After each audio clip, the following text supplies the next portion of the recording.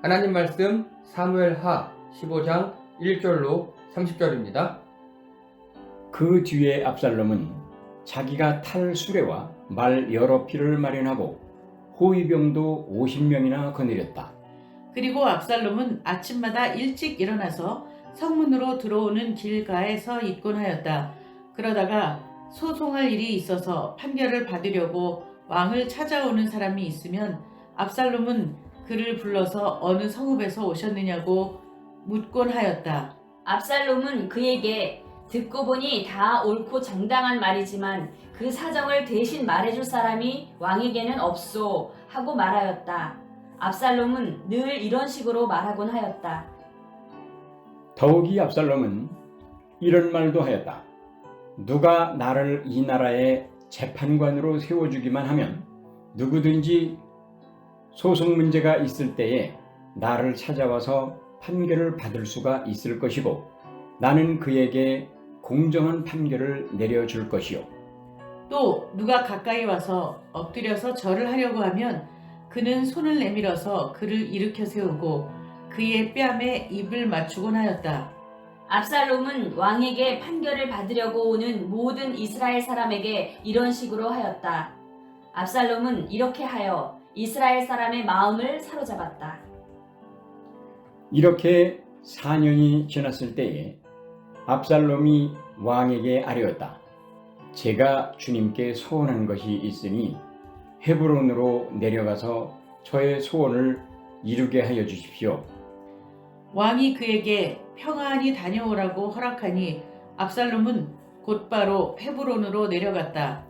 그러나 압살롬은 이스라엘의 모든 지파에게 첩자들을 보내서 나팔 소리가 나거든 압살롬이 헤브론에서 왕이 되었다 하고 외치라고 하였다. 그때에 200명이 압살롬과 함께 예루살렘에서 헤브론으로 내려갔다.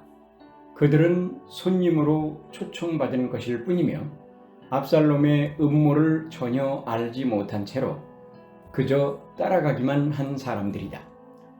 압살롬은 또 사람을 보내어서 다윗의 참모였던 길로 사람 아히도벨을 그의 성읍인 길로에서 올라오라고 초청하였다. 아히도벨은 길로에서 정규적인 제사 일을 맡아보고 있었다. 이렇게 반란 세력이 점점 커지니 압살롬을 따르는 백성도 점점 더 많아졌다. 전령이 다윗에게 보고하였다. 이스라엘 백성의 마음이 모두 압살롬에게로 기울어졌습니다. 그러자 다윗은 예루살렘에 있는 모든 신하에게 말하였다. 서둘러서 모두 여기에서 도망가자.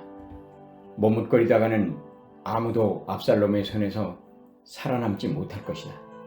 어서 이곳을 떠나가자. 그가 곧 와서 우리를 따라잡으면 우리에게도 재앙을 입히고 이 도성도 칼로 칠 것이다. 왕의 신하들이 왕에게 대답하였다. 모든 일은 임금님께서 결정하신 대로 하시기 바랍니다. 이 종들은 그대로 따르겠습니다. 왕은 왕궁을 지킬 후궁 10명만 남겨놓고 온 가족을 거느리고 예루살렘을 떠났다. 왕이 먼저 나아가니 모든 백성이 그의 뒤를 따라 나섰다. 그들은 먼 궁에 이르자 모두 멈추어 섰다.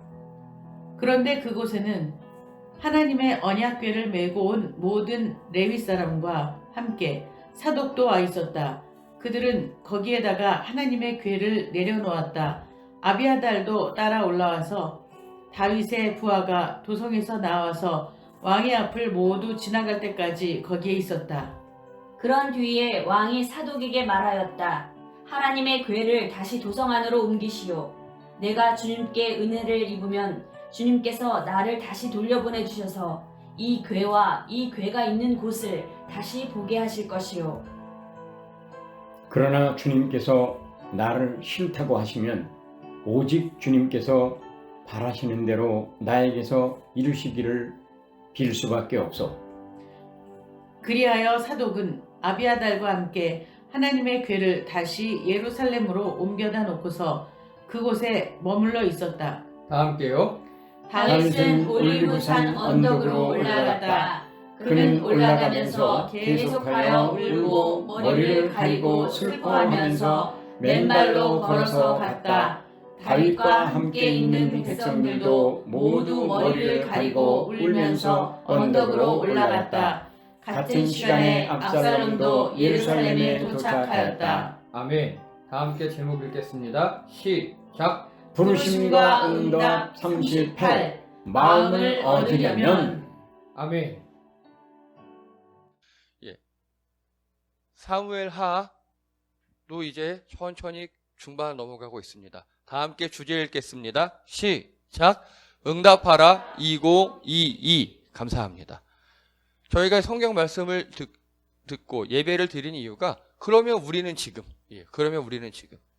그래서 각자가 지금 이 상황에 맞춰서 적용을 하셔야 합니다. 자, 지난 시간에 다윗과 압살롬은 부자 관계와 군신 관계 두 가지로 관계가 있었다고 했습니다. 그런데 압살롬이 그 살인죄를 저지르고 3년째 외가로 도망가 있었고요. 그래서 다 깨졌다 그랬습니다. 그런데 요압이 드고아의 여인 하나를 불러서 다윗을 설득합니다.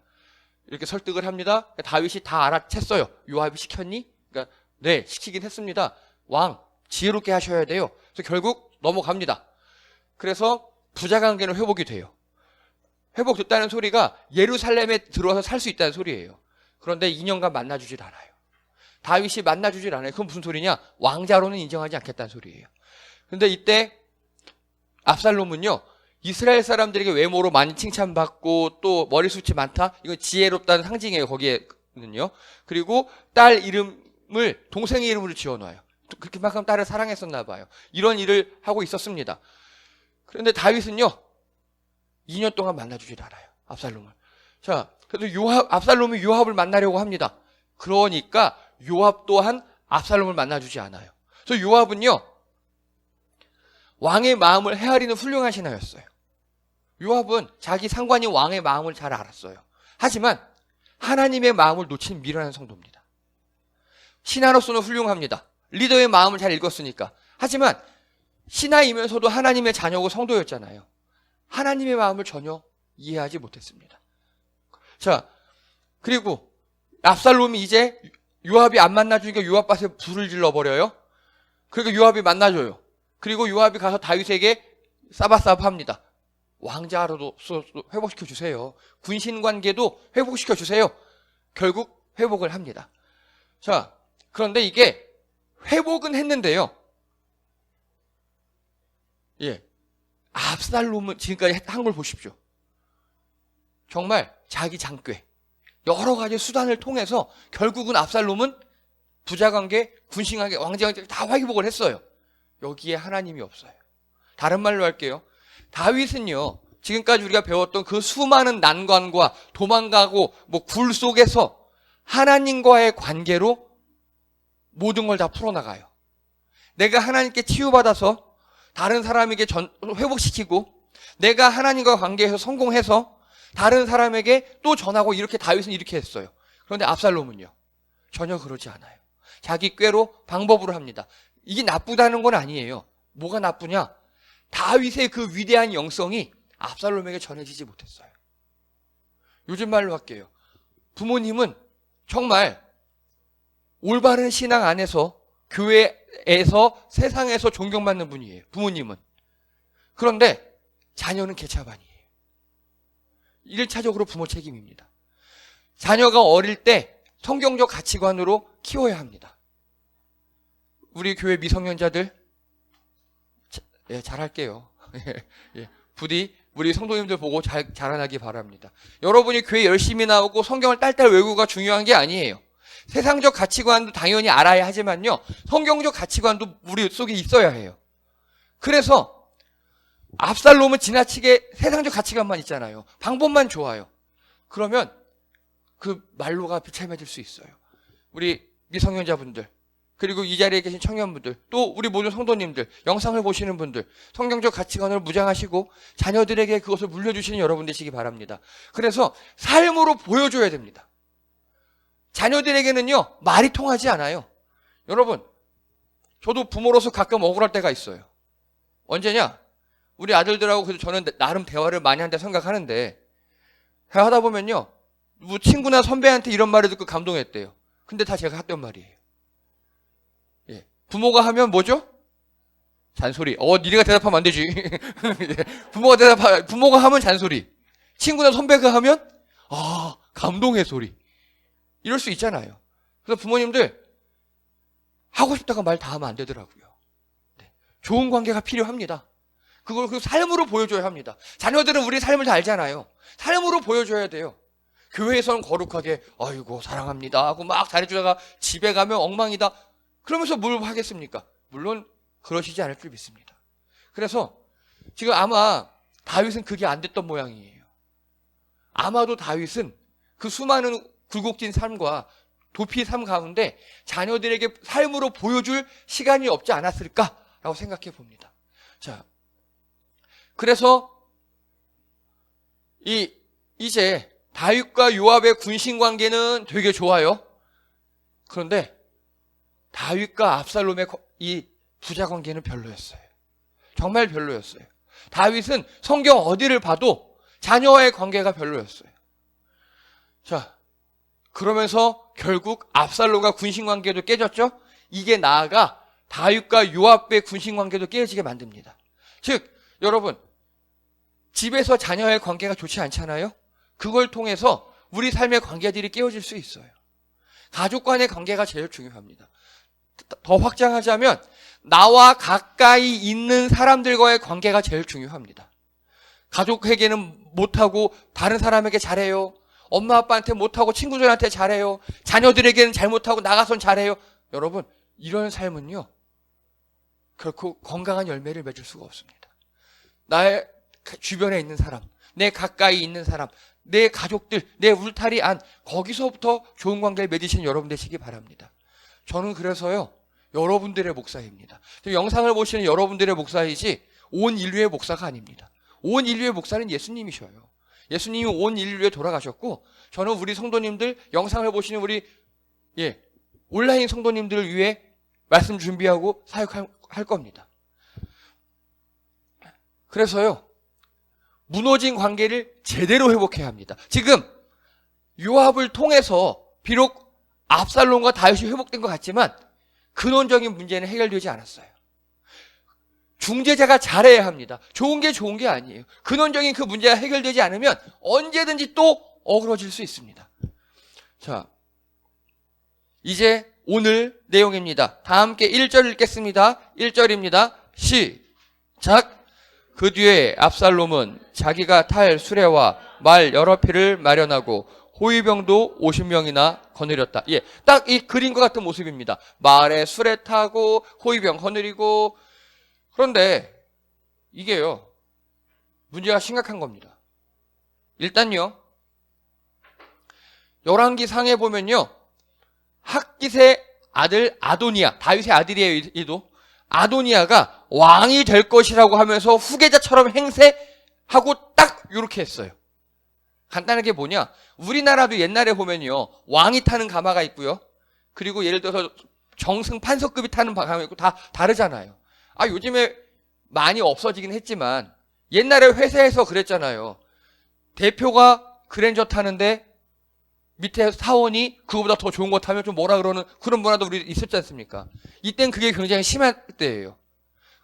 이거는요, 딱 왕세자가 타는 사이즈입니다. 왕세자는 누가 임명합니까? 왕이 임명하죠. 자, 압살롬이 왕세자입니까? 아니에요. 왕자 중 한 명이에요. 왕권을 계승할 권한이 있긴 하지만 왕자일 뿐이에요. 솔직히 다윗 마음엔 들지 않아요, 지금은. 그런데 압살롬이 이러고 다니고 있어요. 왕세자를 자칭하는 압살롬입니다. 요거 반역자입니다. 반역죄예요. 요거. 근데 이 월권에 대해서 다윗은요, 묵인하고 있어요. 여러분, 이렇게 화려하게 하고 다니는 걸 다윗 눈과 귀에 안 들어오겠습니까? 당연히 들어오죠. 근데 다윗이 근데 여기 대해서 아무 말도 안 해요. 아무 말도 안 해요. 자, 또요. 이 당시에는요, 이 전까지만, 사울왕 전까지만 해도 각각 도시국가였어요. 근데 부족 국가였고 그런데 사울 왕 때부터 중앙 집권이 됐어요. 그리고 다윗이 2대 왕이 됐어요. 이때 왕의 가장 중요한 역할 중에 하나가 재판권이에요. 재판권. 누가 와서 억울하다 그러면 재판을 해주는 거, 공정하게 갈라주는 거, 그게 재판권인데 우리 3절 읽겠습니다. 3절입니다. 시작. 압살롬은 그에게 듣고 보니 다 옳고 정당한 말이지만 그 사정을 대신 말해줄 사람이 왕에게는 없소하고 말하였다. 압살롬은 늘 이런 식으로 말하고 하였다. 누가 와서 억울한 일로 재판을 받으러 와요. 그럼 압살롬이 성문 앞에 서 있다가 딱 봐도 울고 불고 억울한 일 당했어요. 그러면 아이고 억울하지, 아이고 힘들었겠다 이러고 무슨 일이야 얘기해봐. 아 근데 왕이 아마 안 들어줄 거야. 왕이 요즘에 안 들어주더라고. 이렇게 하는 거 하고 있는 거예요. 이거 왕의 재판권을 훼손하는 일이에요. 큰일 날 일입니다. 그렇죠? 예, 이간질 시키는 거잖아요. 자기 권한도 아니에요. 압살롬이 이러고 있어요. 자, 요 밑에 줄 보면 결론적으로 이렇게 몇 년 했다고요? 4년. 4년. 다윗이 알았을까요? 몰랐을까요? 모를 리가 없어요. 그렇죠? 모를 리가 없어요. 그런데 이 월권에 대해서 다윗은 또 묵인합니다. 아무런 제재를 가하지 않아요. 이상하죠? 자, 그리고 또요. 자, 말씀 읽겠습니다. 5절입니다. 5절 읽겠습니다. 시작. 또 누가 가까이 와서 엎드려서 절을 하려 하면 그는 손을 내밀어서 그를 일으켜 세우고 그의 뺨에 입을 맞추곤 하였다. 이거 굉장히 좋은 태도 같죠? 누가 압살롬이 어이구 왕자님 그러면 아유 이러지 마, 일어나 괜찮아. 지금 우리 모습은 되게 따뜻하고 아름다운 모습이잖아요. 이거 하면 안 되는 거예요. 이렇게 할 수 있는 사람은 왕밖에 없어요. 이게 뭐냐? 지금 이 사람은요 복종의 부복을 하고 있는 거예요. 복종은 누구한테 하는 거죠? 왕한테만 하는 거예요. 그리고 압살롬이 괜찮아요, 일어나세요. 이거는요 형제의 키스라 그래서 내가 너를 벌하지 않겠다, 왕 앞에서 말할 권한을 주겠다, 이런 거예요. 근데 그걸 지금 누가 하고 있다고요? 압살롬이. 하면 안 되는 거예요, 이거. 자, 이렇게 마치 왕처럼 행동하는 압살롬 지금 쭉 그러고 있어요, 왕처럼. 근데 다윗은요 계속 묵인하고 있어요. 왜 이럴까요? 왜? 이게 오늘의 포인트예요. 다윗이 모를 리가 없어요. 근데 계속 다윗은 묵인합니다. 자, 이거를 4년 동안이나. 다른 말로 하면요, 압살롬은 4년간 이스라엘 백성들의 마음을 얻었죠. 근데 다윗 왕은 4년간 묵인했어요. 여러분 사람의 마음을 얻는 게 쉽습니까? 어렵습니까? 결코 쉽지 않아요. 제일 어려운 것 중에 하나예요. 압살롬 몇 년 했다고요? 4년. 제가 우리 성도님들에게 전도하세요라고 말하지 않는 이유도 이와 같아요. 전도는요 우리가 하는 게 아니에요. 누가 하는 겁니까? 하나님이 하셔요. 그럼 우리는 뭘 하면 되는 거예요? 그냥 좋은 관계 유지하고 있으면 돼요, 그냥. 그래서 예를 들어서 우리 여기 계신 성도님 중에 어떤 친구 한 명이, 우리 성도님들의 친구 한 명이 우리 성도님들의 교회 다니는 모습 너무 아름답고 좋아요. 아, 쟤는 교회 다니는 게 역시 되게 잘하고 착하고 좋아. 그걸 알고 있어요. 근데 하나님께서 그 마음을 바꾸셔서 나 교회 좀 가볼까? 아, 그 사람 따라가야겠다. 이게 전도입니다. 이게 마음을 얻는 방법이에요. 그래서 우리가 할 일은요 사람의 마음을 얻는 일이에요. 그 사람 보고 교회 다니세요. 또 옛날에 저 대학생 때만 해도 사형리라 그래서 조그만 손바닥만 책 잡혀놓고 하나님은 당신을 사랑하십니다, 이 복음을 들어보셨습니까? 뭐 이런 거 있어요. 지금은 그런 세대가 그 당시에는 그게 통했어요. 근데 지금은 그렇게 하시면 안 돼요. 지금은 여러분들이 좋은 성도, 좋은 시민, 좋은 이웃이 되셔야 돼요. 지금 압살롬은 좋은 이웃이 됐어요. 그렇죠? 어쨌든 겉으로는 좋은 이웃이에요. 이렇게 해서 사람의 마음을 얻었어요. 우리 사랑하는 성도 여러분, 우리 이웃들의 마음을 얻으시는 여러분 되시기 바랍니다. 우리 이웃들이 우리 성도님들 보시고 그 사람은 최고지, 맞아, 믿음직해, 착해, 훌륭해, 이런 평을 받으시는 여러분 되시기 바랍니다. 자, 근데 이때 보면 다윗이 도무지 이해할 수 없는 행동들을 많이 합니다. 우리 3개 얘기했어요. 압살롬의 왕세자 참칭을 묵인하고 재판권 침해를 묵인하고 형제의 맹세를 묵인하고 있어요. 다 월권이에요. 반역죄예요. 다. 이걸 다 묵인하고 있어요. 그리고 또 있어요.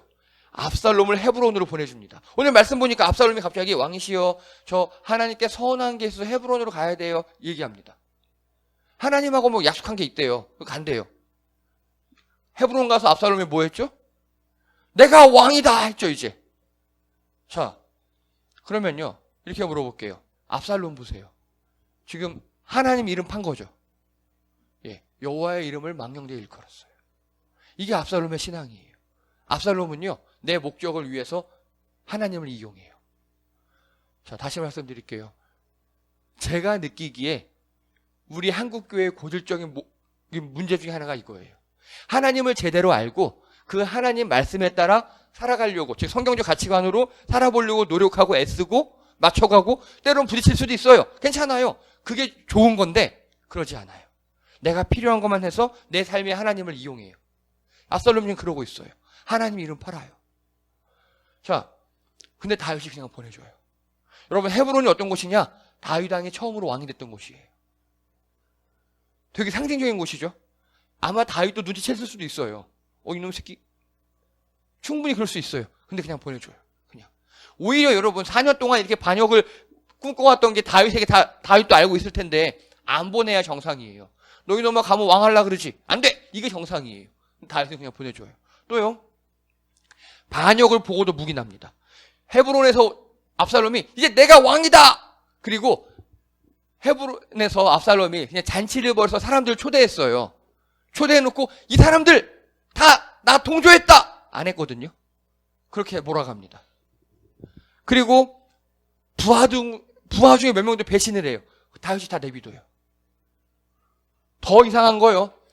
예루살렘 수송전을 포기합니다. 다윗 왕이 야 압살롬이 온다. 우리 다 죽을 거야. 도망가자. 도망가 버려요. 부하들과 도망가 버립니다. 여러분 다윗 왕이 원래 누구였습니까? 역전의 용사였잖아요. 장군 출신이에요. 야전 사령관 출신이에요. 전쟁에도 능하고 전투에도 능한 그런 사람이에요. 근데 그리고 또 예루살렘은 도성이잖아요. 도성. 수비하기 얼마나 잘해놨겠습니까? 거길 포기하고 도망가요. 이해가 안 돼요. 이해가. 다윗 왕은 왜 그랬을까요? 왜? 이게 오늘의 포인트예요. 그리고 제사장 무리가 언약궤를 메고 따라와요. 근데 그도 돌아가라 그래요. 야 돌아가. 예루살렘에 있어. 이 다윗이 이렇게 얘기합니다. 다윗은요 도저히 이해할 수 없는 행동으로 초지일관합니다. 자 그리고 30절입니다. 우리 30절 보고 다 함께 읽겠습니다. 시작. 다윗은 올리브산 언덕으로 올라갔다. 그는 올라가면서 계속하여 울고 머리를 가리고 슬퍼하면서 맨발로 걸어서 갔다. 다윗과 함께 있는 백성들도 모두 머리를 가리고 울면서 언덕으로 올라갔다. 같은 시간에 압살롬도 예루살렘에 도착했다. 여러분 감람산은요 예수님께서 승천하신 산입니다. 거기에 다윗이 올리브산이 감람산이에요. 거기로 올라간답니다. 그런데 울고 이해돼요. 뭐 보좌를 빼앗겼으니까 울 수 있어요. 머리를 가리고 슬퍼한다. 머리를 가렸다. 여러분 머리 숱이 지혜의 상징, 부귀영화의 상징 좋은 거라 그랬잖아요. 머리를 가렸다는 건 수치스럽다는 거예요. 그리고 맨발 이해할 수 없어요. 뭐 좋아요. 이것도 슬픔이라고 쳐요. 그 백성들도 함께 머리를 가리고 근데 다윗만 맨발로 올라가요. 자 질문 드립니다. 성경에서 맨발은 어디에서 맨발인지 기억나십니까? 네? 감사합니다. 모세가 그랬죠. 하나님께서 떨기나무 불에서 하나님 만나 모세야 발 벗어라. 여긴 거룩한 땅이다. 그렇죠? 하나님 앞에서 신발을 벗는 겁니다. 지금요. 압살롬은요. 예루살렘에 도착했죠. 겉으로 보기엔 반란 성공이에요. 순으로 점령했어요. 그런데 다윗은요. 하나님 앞에 있는 거예요. 이해가 되십니까? 압살롬은 지금 인간적으로 압살롬의 모든 행동이 있죠. 이건 타도 다윗이에요. 이 못된 왕, 아빠 같지도 않은 왕, 나쁜 왕, 재판을 제대로 못하고 억울한 사람들 만들고 내 여동생이 억울하게 당하고 아마 죽었을 것 같아요. 죽었는데 아빠는 제대로 이렇게 재판도 안 하고 나쁜 왕, 내가 다 뒤집어 버릴 거야 이 나라 해서 4년간 해서 뒤집었어요. 압살롬은 그거만 보고 있는 거예요. 그런데 다윗은 뭘 보고 있는 겁니까 지금? 하나님을 보고 있어요. 여러분, 다윗왕을 반란으로 내쫓는데 성공했어요. 압살롬은 지금 좋은 것 같아요. 뭔가 이룬 것 같아요. 4년간의 노력이 드디어 결실을 맺었어요. 그런데 그 4년 동안 다윗은 뭘 보고 있었습니까? 하나님 앞에서 하나님만 보고 있었던 거예요. 다윗은 자기 죄를 알아요. 자기 죄를 알아요. 그래서 그 모든 압살롬이 그렇게 막 왕세자처럼 굴고 왕처럼 굴고 그리고 내 부하들도 배신하고 내가 수송전도 포기하고 다 이게 다윗은 압살롬과 싸운 게 아니에요. 하나님 앞에서 제대로 맞은 거예요. 압살롬은 다윗만 보고 반란을 일으켰고 다윗은 하나님만 보고 지금 모든 걸 다 감내하고 있는 거예요. 회개하고 있는 거예요. 그래서 30절이 오늘 본문의 제일 핵심입니다. 다윗은 하나님 앞에서 회개했다. 압살롬은 예루살렘에 드디어 입성했다. 자, 여러분께 여쭤보겠습니다. 우리 성도님들, 다윗처럼 고난을 당할 때가 있어요. 내 잘못일 때도 있고 잘못이 아니고 뭔가 애매할 때도 있어요. 이렇게 질문 드립니다. 다윗은 이 고난 속에서 무엇을 얻었습니까?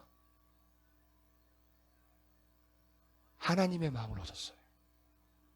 압살롬이 사람들의 마음을 4년간 얻으려고 그렇게 했는데 그 4년 동안 벌 받으면서 다윗은 하나님의 마음을 얻으려고 노력한 거예요. 여러분, 사람의 마음 얻는 거 무척 중요합니다. 하지만 그에 앞서 하나님의 마음을 얻으려고 노력하시는 여러분 되시기 바랍니다. 제대로 맞았어요, 하나님한테. 제대로 맞고 당할 고난 다 당하고 그리고 결코 자기 아들 하나님께서 나를 벌하시는 도구로 쓴 압살롬과 적대하지 않았어요. 그 압살롬을 미워하지 않아요. 내 잘못이니까. 지금 이렇게 내가 압살롬을 통해 반역 당하고 맨발로 도망 다니는 게 하나님께서 압살롬을 통해 날 패는 거야. 압살롬 잘못도 아니고 하나님 죄송해요. 그리고 울면서 머리 풀고 기도하고 있는 거예요. 이 관점을 놓치시면 정치적으로는 이해가 안 돼요. 압살롬은 정치를 하고 있는 거고요. 다윗은 신앙적으로 회개하고 있는 겁니다. 여러분, 하나님께서 우리를 이렇게 누르실 때가 있어요. 환난 가운데 내모실 때가 있어요. 그때 잘 견디시기 바랍니다. 죽이지 않으셔요. 다윗 때처럼 이렇게 하지 않으셔요. 잘 버티시기 바랍니다. 그러면 그때 어떤 일이 발생하느냐? 우리 인간관계의 옥석이 가려집니다. 다윗 왕이 지금 잘 나갈 때예요. 이스라엘을 통일했어요. 주변 나라에게 조공을 받기 시작했어요. 되게 잘 나가요. 주변에 있는 사람들이 몰려들어요. 다 좋은 사람 같아요. 다윗 왕이 훅 떨어졌어요. 부하들도 배신하고요. 지파들도 배신하고요. 아들들도 배신하고요. 결국 인간관계 옥석이 가려집니다. 여러분, 환난 가운데 잘 보십시오. 그때 여러분 곁에 남아서 같이 비를 맞고 같이 울어주고 같이 욕해주는 그 사람이 하나님께서 여러분에게 붙이신 사람인 줄 믿습니다. 여러분이 잘 나갈 때, 여러분이 뭔가 일이 잘 되고 좋을 때 옆에 있는 사람은, 함께 기뻐하는 사람은 누구나 다 같이 할 수 있어요. 하지만 누군가 울고 있을 때, 넘어졌을 때, 그때 같이 백성들처럼 같이 옆에서 울어주고 같이 슬퍼해주고 같이 나쁜 욕해주고 그 사람이 정말 하나님께서 우리 손에 붙여주신 이웃인 줄 믿습니다. 여러분, 우리 곁에 슬픈 사람이 있습니까? 우리 곁에 다윗처럼 아픈 사람이 있습니까? 같이 슬퍼해 주시기 바랍니다. 같이 울어주시기 바랍니다. 같이 나쁜 놈 욕해 주시고, 그게 하나님께서 우리 형제들에게, 자매들에게 허락하신 사랑인 줄 믿습니다. 말씀을 정리합니다. 우리 다 함께 읽겠습니다. 시작. 사람의 마음을 얻는 사람. 여러분, 사람의 마음을 잘 얻으시는 여러분 되시기 바랍니다. 오늘 압살롬 어떻게 했냐면요, 낮추고 이해하고 들어주고, 이걸 몇 년 동안 했어요. 어려울 것 같아요. 왕자인데 마음 얻으려고 자기를 낮추고 그 사람들 하는 거 다 들어주고, 괜찮아 이해해주고 4년 했어요. 여러분, 우리 이런 식으로 사람을 많이 얻으시는 여러분 되시기 바랍니다. 자, 또 읽겠습니다. 시작. 하나님의 마음을 얻는 사람. 예, 하나님의 마음을 얻으시는 여러분 되시기 바랍니다. 이게 되게 중요합니다. 이 1번이 예배예요. 예배를 통해서 말씀을 알아야 내가 어떻게 하나님 마음을 얻을 것인가 알 수 있어요. 자, 그럼 질문 드립니다. 예배 때 나와서 졸면 하나님 마음을 얻을 수 있을까요? 없을까요? 불가능하지 않아요. 베드로가 그랬어요. 베드로가. 여러분, 이건 영적인 일이에요. 결국 우리 지적인 거 듣고 깨닫고 중요하긴 한데요. 말씀은 영적인 일이에요. 그래서 하나님 우리 중심을 보셔요. 아니, 간단하게 야근했어요. 그래서 새벽 4시에 퇴근했어요. 그리고 와서 예배 시간에 와서 졸아요. 하나님께서 너 이 새끼 졸아? 졸음막이 들었다! 이러시겠습니까? 하나님께서? 그렇게 열심히 일했고 또 왔구나. 여러분, 예배는 영적인 일입니다. 예배는 영적인 일이에요. 그래서 보세요. 사람의 마음으로 얻는 것도 낮추고 이해하고 들어주고 몇 년 동안 4년 했죠. 하나님의 마음을 얻는 것도 하나님 앞에 우리가 낮추고 하나님을 알아가고 듣고 몇 년 동안 하셔야 돼요. 예배 한 번 드려서 3,000명씩 된다? 베드로밖에 안 돼요. 죄송합니다. 저는 베드로가 아닙니다. 저는 그냥 여러분과 같은 사람이에요. 그래서 여러분 꾸준히 예배 드리시고 피치 몰타 사냥할 때 온라인으로 예배 들으시고 그리고 하나님의 말씀을 이해하려고 노력하시고 그게 하나님을 마음을 얻는 방법인 줄 믿습니다. 또 읽겠습니다. 관계를 정리하시는 하나님. 하나님께서 오늘 다윗의 환난을 통해서 다윗 주변의 관계를 정리해주고 있어요. 어떤 지파가 진짜 다윗을 위하는 지파이고 어떤 신하가 나쁜 신하인지 이 건을 통해서 다 드러났습니다. 여러분, 환난에 빠졌을 때 하나님께서 옥석을 골라주실 때입니다. 다른 말로 할게요. 여러분, 주변에 환난에 빠지신 분 있습니까? 여러분이 가서 옥이 되어주시기 바랍니다. 같이 들어주시고 안아주시고 그 사람한테 제발 지적질 금지. 지적질. 다 알아요. 다 알아요. 모르지 않아요. 지적보다는 들어주고 안아주고 보듬어주고 예수님이 그러셨습니다. 예수님께서 가늠하다 현장에서 잡힌 여자한테도 나도 너를 정죄하지 아니한다 했어요. 근데 우리가 무슨 자격으로 정죄합니까? 우리가 무슨 자격으로 야, 너 그거 죄야. 너 지난번에 그래서 그래. 우리가 예수님이 아니잖아요. 지적질하지 마시고 감싸주고 보듬어주시고 사랑으로 다른 환난에 빠진 사람에게 진정 좋은 이웃이 되어드리는 여러분 되시기를 주님의 이름으로 축복합니다. 기도드립니다. 할렐루야. 하나님, 오늘 압살롬은 사람들의 마음을 얻으려고 4년간 노력했습니다. 우리도 우리 이웃의 마음을 얻기 원합니다. 우리 주변 사람들의 마음을 얻기 원합니다. 특별히 우리 가족들, 우리 자녀들, 우리 부부간에 또 우리 부모님의 마음을 얻는 우리 성도님들 되게 도와주시옵소서. 그래 우리 성도님들이 어디서나 정말 빛과 소금으로 인정받는 성도들 되게 도와주시옵시고 또 하나님의 마음을 얻어 하나님을 잘 알게 도와주시옵소서. 말씀을 통해 하나님을 알아가기 원합니다. 듣고 낮추고 이해함으로 하나님의 마음을 얻어 이 땅에서 행복하게 살아가는 우리를 되게 도와주시옵소서. 환난에 빠졌습니까? 우리가 환난 가운데 하나님만 바라보기 원합니다. 또 환난 가운데 우리 관계를 정리하시는 하나님을 만나게 도와주시옵소서. 환난에 빠진 우리 이웃에게 다가가 위로하고 만져주고 같이 우는 우리를 되게 도와주시옵소서. 하나님께서 우리 성도님들을 위대하게 사용할 줄 믿습니다. 감사드리며 예수님의 이름으로 기도드립니다. 아멘. 수고하셨습니다. 우리 옆에 계신 성도님께 인사하겠습니다. 반갑습니다. 잘 오셨습니다. 정말 반갑습니다. 잘 오셨습니다. 이렇게 함께 하니까 너무 좋아요. 속이 다 시원합니다. 중요한 광고 몇 가지가 있습니다. 참 기쁜 소식이 많아요. 먼저 1. 우리 임원순 박은실 집사님께서 이사 날짜가 확정되셨어요. 그래서 이제 5월 30날 이사하셔요. 서구 경서동에 있는 새로 진 아파트로 들어오시고요. 그래서 6월 첫 주 저희 다 같이 점심신방 갑니다. 쏘시겠답니다. 6월 첫 주 다 같이 점심신방 갑니다. 그때 배고픈 마음으로 오시기 바랍니다. 제대로 쏘신다고 하니까요. 허리띠 풀고 막 많이 드시기 바랍니다. 자, 또 두 번째 좋은 소식이 있습니다. 정의원 집사님께서 장애인의 날 행사 가셔서 좋은 득템을 하셨대요. 그래서 그걸 나 혼자 먹을 수는 없다. 그래서 저희에게 경품으로 짜파게티 한 박스를 쏘셨어요. 이따가 예배 끝나고 경품권 나눠주고 하나 딱 뽑아 확 드릴 겁니다. 예. 감사합니다. 복을 전하시는 그 손길에 하나님께서 함께 하실 줄 믿습니다. 감사합니다. 그리고 또 좋은 소식이요. 아마 저희가 곧 전신 식사 가능할 것 같아요. 전신 식사가. 지금 방역 수칙이 많이 풀렸고요. 이제 그래서 제 생각엔 아마 5월 둘째 주 정도면 저희가 여기서 같이 밥 먹을 수 있지 않을까. 지난번 말씀드린 대로 첫 식사는요. 삼겹살 파티입니다. 삼겹살 파티. 고기 이런 거 다 쏘겠습니다. 우리 성도님들께서 그때 제가 다시 말씀드리겠습니다만 브루스타나 이런 것만 좀 준비 부탁드리겠습니다. 그러면 여기서 삥 둘러 앉아서 삼겹살 먹고 또 그날은 성찬식을 하도록 하겠습니다. 성찬식 하면 포도주가 많이 남는데 그건 뭐 어쩔 수 없이 삼겹살 할 때 다 비워야 될 것 같습니다. 네. 그래서 뭐 운전하시는 분은 뭐 대리를 부르시나 알아서 하시고요. 자.